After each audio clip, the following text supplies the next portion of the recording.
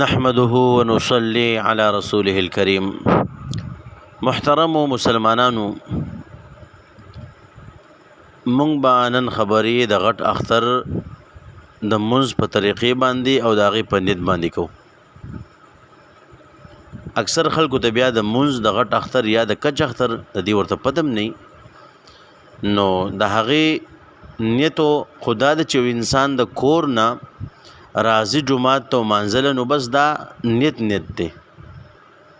خو بیا هم که یو انسان وایي چې نه خامخا زه به خوله باندې څه الفاظ ویم، نو علما بیا د هغې دپاره څه الفاظ چې کوم دی هغه لیکي، او هغه دا دی چې یو انسان به بیا وایي چې نیت کوم د زړه د اخلاصه 2 رکعاته واجب منځ د غټ اختر سره د 6 زائد تکبیرونو نه په دې حاضر امام پسې مخ مې د کعبې شریفې په لور کړو، الله اکبر بیا به ووایي.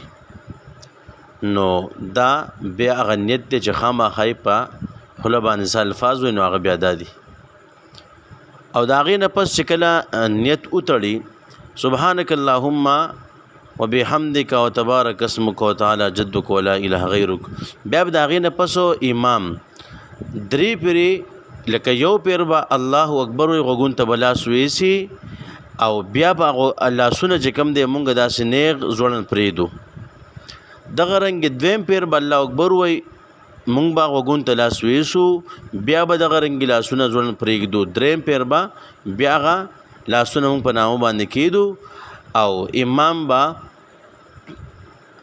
اعوذ بالله من الشیطان الرجیم بسم الله الرحمن الرحیم او ورسره به الحمد وی سورت به وی. د هغې نه پس به بیا رکوع ته راښکته شي، بیا د هغې نه پس چې کوم دی سجدې دی، د هغې نه پس به راپاسې دویم رکعت هم دغه رنګې وکړي.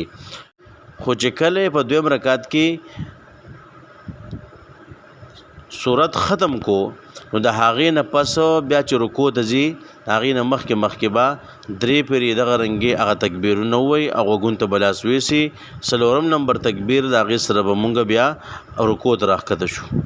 نو دغه د دغې اختر د مونځ طریقه ده، نو چې مونږ ته د دې پته وي او مونږ یو بل ته بیا نه ګورو، چې چا ته پته نه وي نو بیا یو بل ته ګورو چې څه به اوس کوو، لاسونه به کوم ځای کېږدو چېرته به وړو. نه، چې کله مونږ دا یاد کو ځان پې پوه کړو، نو انشاءالله بیا به پکې دا یو بل ته کتل نه وي.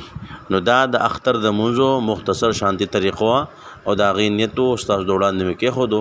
الله رب عزت دې مونږ له بدې خبر د عمل کولو توفیق راکړي. وما علینا الا البلاغ.